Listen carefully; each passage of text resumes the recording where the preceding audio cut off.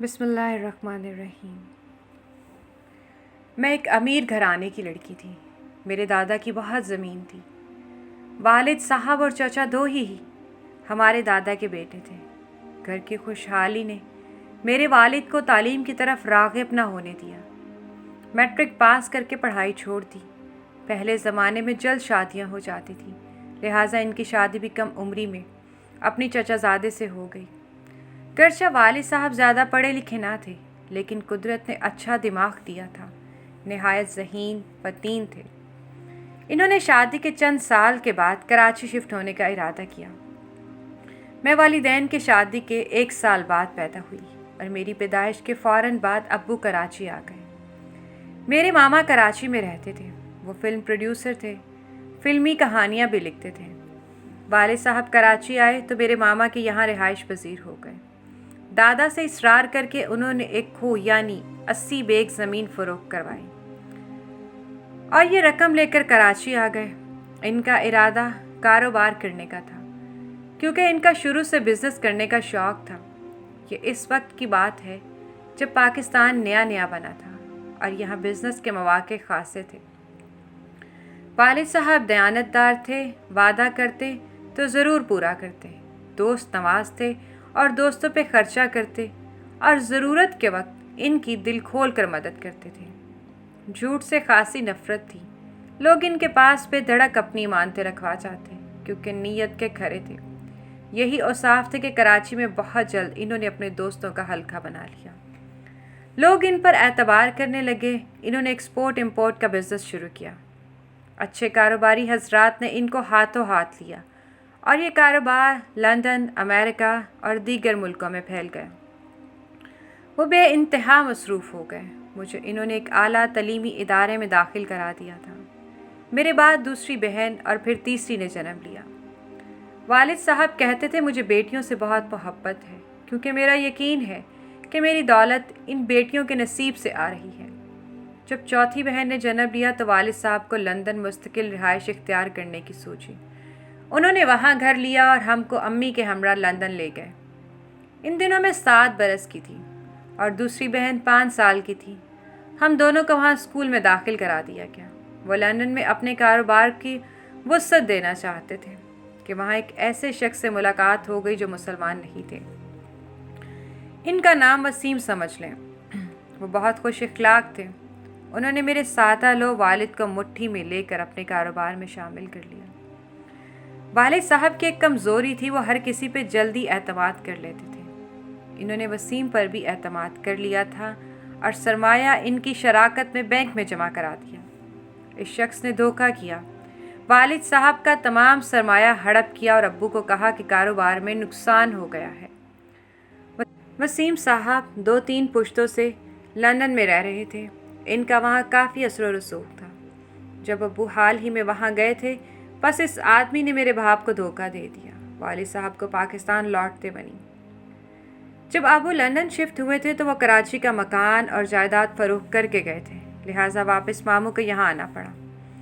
کچھ دن ماموں کے پاس رہنے کے بعد ہم لوگ ڈیرہ غازی خاں چلے گئے، کیونکہ دادا جان کو علم ہو گیا تھا کہ میرے بیٹے فیاض کو کاروبار میں گھاٹا ہوا ہے۔ وہ آ کر ہم کو اپنے شہر لے گئے۔ دادا جان کے پاس اللہ کا دیا سب کچھ تھا، جائیداد، زمینیں، روپیہ پیسہ، کئی آموں کے باغ تھے اور اتنی زرعی زمین تھی کہ ہماری 3 پشتوں کو کافی تھی۔ دادا نے ابو کو کہا کہ بیٹے، تم میرے سب سے بڑے پوت ہو، میرے بعد یہ ساری زمینیں اور جائیداد تم نے سنبھالنی ہے۔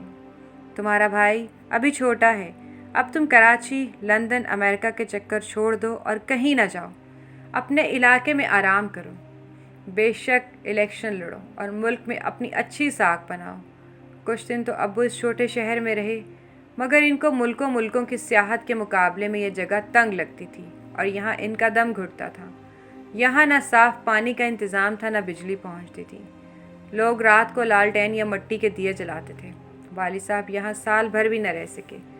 ہم لوگ بھی اس دیہاتی فضا سے مطمئن نہ تھے، خاص طور پہ میری ماں جو ساری دنیا کی سیر کر چکی تھی۔ وہ بہت پریشان ہوتی تھی۔ بجلی نہ ہونے کی وجہ سے رات بھر ہاتھ سے پنکھا جلنے سے نیند نہ آتی اور یہاں غضب کی گرمی پڑتی تھی۔ ان دنوں اسی شہر میں اچھے اسکول نہ تھے، एक दो गवर्नमेंट स्कूल थे जहाँ बच्चे टाट पर बैठकर पढ़ते थे। जब मैं स्कूल में दाखिल हुई तो मुझे टाट पर बैठना पड़ा। ऊपर से सख्त गर्मी थी। टीचर ने मेरे लिए कुर्सी मंगवाई और कहा, ये फैज़ खान की बच्ची है, इसको टाट पर बैठने की आदत नहीं है, इसलिए रोती है, ये लंदन से आई है। इस टीचर का नाम सुल्ताना था और ये बहुत अच्छे ख़ानदान से ताल्लुक़ रखती थी। इस खातून की शफ़क़त को मैं कभी नहीं भुला सकती। वो मुझे अपने साथ कुर्सी पर बिठाती और पंखा चलती थी। मैं कहती थी कि मैं रट्टा नहीं लगा सकती, वो मुझसे रट्टा नहीं लगवाती थी, समझा कर पढ़ाती थी। इनकी खुसूसी तवज्जो ने मैंने चौथी जमात पास कर ली और क्लास में अव्वल रही। वालिदा हर वक्त परेशान रहती थी कि कराची चलो, हमको यहाँ नहीं रहना, यहाँ अच्छे स्कूल नहीं हैं। 8वीं तक लड़कियों का स्कूल था। इनके दिन रात के रोने धोने से वालिद साहब ने अपने हिस्से की ज़मीन दादा जान से तलब कर ली और फिर ये ज़मीन फ़रोख्त करके हमको कराची ले आए। यहाँ आकर उन्होंने फिर से कारोबार शुरू कर दिया। हमको अच्छे स्कूलों में दाखिल करवाया और साथ 3 लॉन्चें भी ख़रीद ली। ये मछली पकड़ने के बहुत बड़े ट्रॉलर थे, छोटे से बहरी जहाज़ों की मानद थे। ये समंदर में कई दिनों तक रहते थे। इन लॉन्चों के अंदर बर्फ़ खाने थे जहाँ पर मछलियाँ महफूज की जाती थी। शोमई किस्मत के वालिद साहब का इंतकाल हो गया और इनके मैनेजर वगैरह ने इन लॉन्चों को हड़प कर लिया। अम्मी जान और हम बच्चियाँ कुछ न कर सकी। मेरे 2 ही मामू थे जो बैरून मुल्क शिफ्ट हो गए थे। दादा जान ने वालिद साहब का बचा कुचा सासा संभाला और हमें कराची से आकर ले गए। इन दिनों मैं बीए में थी। बीए के बाद मेरी शादी कर दी गई। फिर यके बाद दीगरे मेरी बहनों की भी शादियां हो गईं। किस्मत की बात कि मेरी बहनों की शादियां अच्छे घरानों में हुई, जबकि मेरी शादी गरीब घर में हुई। मेरे शौहर की आमदनी ज़्यादा ना थी, लिहाजा मैंने एक स्कूल में मुलाजमत कर ली। मेरे 3 बच्चे हो गए जिनको मैंने नहायत मेहनत मुशक्क़त से पाल पोस कर जवान किया। भाई कोई ना था और दादा जान का इंतकाल हो गया था। चचा अपने बच्चों की कफ़ालत करते थे। मेरा सहारा सिर्फ शौहर थे जो गरीब थे। शादी के बाद मैंने 25 साल मेहनत की, बच्चों को आला तालीम दिलवाई और परवान चढ़ाया। दोनों बेटे आला तालीम याफ्ता हो गए और अच्छा कमाने लगे तो मैंने सोचा कि अब मेरे अच्छे दिन आ गए हैं, आराम और बेफिक्री से बुढ़ापा बसर करूँगी, पर ऐसा ना हो सका। बेटी की शादी हो गई और फिर मैंने बेटों की भी शादियाँ कर दी। जब बहुएँ आ गई उन्होंने सब कुछ अपने कब्ज़े में कर लिया। वो घर जो मैंने पाई पाई जोड़ कर बरसों की मुशक्क़त से बनाए थे वो इनकी मालिक हो गई थी। छोटा बेटा सरकारी ऑफिसर था, इसका तबादला हो गया। वो अपनी बीवी को लेकर दूसरे शहर चला गया। मैंने बड़े बेटे और बहू के पास में रहने लगी। बड़ी बहू ने बहुत जल्द मुझे ये जता दिया कि बेटे की कमाई पे तुम्हारा कोई हक नहीं है, तुम खुद कमाओ और खाओ, वरना यहाँ से चली जाओ। सिवाय आटे के वो हर शे अपने कमरे में ताले में रखने लगी। बेटा घर में रोज़ 4-5 किलो दूध लाता, जो नौकर चाकर तो पी सकते थे, मगर बहू को 1 कप चाय के लिए मुझे दूध देना गवारा न था। बेटा अगर 6 दर्जन अंडे लाता तो बहू इनमें से एक भी मुझे न देती थी। कहती कि अगर अंडा खाने को दिल चाहता है तो मेहनत करके कमाओ और अंडा खरीद के खा लो। ये लोग मेरे सामने दुनिया भर की नेमतें खाते और मुझे तरसाते। मेरी उम्र 65 साल हो चुकी थी। अब मैं मेहनत भी ना कर सकती थी, फिर भी मेहनत करके खाती हूँ। ये लोग कहते हैं अगर पानी पीना है तो ख़ुद ख़रीद कर पी लो।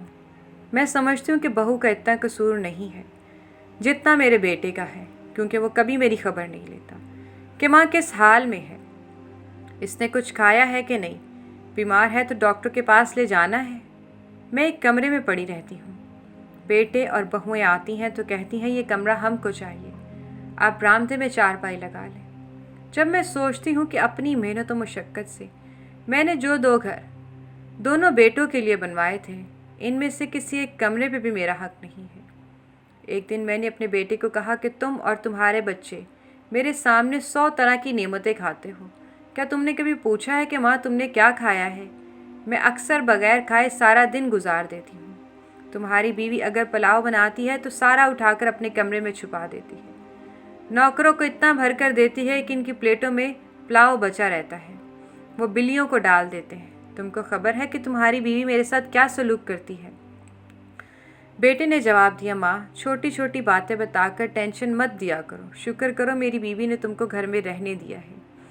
मेरी बीवी भोली है, अगर कोई सयानी होती तो अब तक तुम्हें ईदी सेंटर में पहुंचा देती। ये बात मेरे दिल में छुरी की तरह आज भी व्यवस्थ है। मैं शादीशुदा औरतों से इस्तदा करूंगी कि वो औलाद नरीना की कभी ख्वाहिश न करें, क्योंकि बेटियां फिर बूढ़े माँ बाप को संभाल लेती हैं, मगर बेटे माँओं को बोझ समझते हैं, क्योंकि वो बीवियों के ग़ुलाम बन जाते हैं। मैं मुल्क के साहिब दिल लोगों से इस्तदा करती हूँ कि वो ऐसी माँओं का हाल मालूम करें जिनको बुढ़ापे में सगे बेटों और बहुएं भूखा रखती हैं और बेसहारा कर देती हैं। वो इनको सहारा देकर अल्लाह की खुशनुदी ज़रूर हासिल करें।